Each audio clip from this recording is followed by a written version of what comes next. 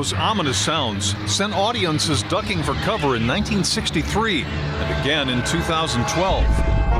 Crowds gathered at the historic Redford Theater to meet Tippi Hedren, the iconic star of Alfred Hitchcock's horror classic, The Birds. It's like a slow burn and it's terrifying. For decades, critics have analyzed why the movie works so well. What is it that still frightens us even after nearly 50 years? Birds are just generally creepy. They've got those reptilian eyes. They don't really have a whole lot of personality, and they're strangers to us. I'm a great fan of the thriller movie, but I think Hitchcock is probably one of the best. I mean, he had the perfect way to manipulate us into being frightened.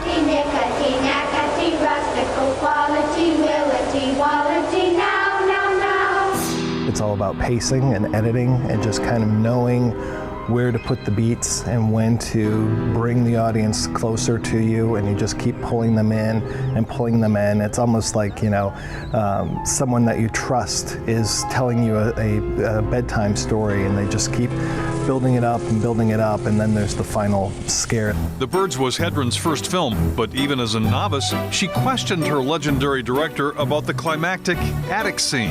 At the very beginning, when I read the script, I said, Mr. Hitchcock, in that ending of the movie, why would I go up those stairs all by myself after seeing what has happened to the town of Bodega Bay, to the people, to the children, the farmer? I mean, these things were horrendous.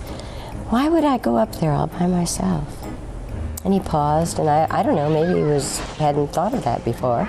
Why would she go up all by herself? So he just simply said, because I tell you to. I said, okay, fine, it's the movies. It may have been the movies, but the birds used in that scene were very real.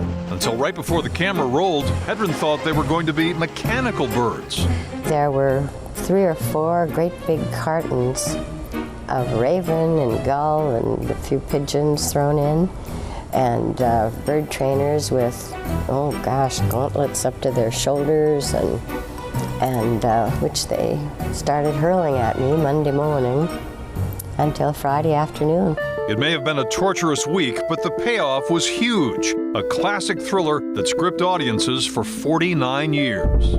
This is one of the biggest downer endings of that time, if not of all times. The humans don't win in the end, and I think there's something that appeals to an audience in that case. He was so adept in his talent, his genius of making people afraid.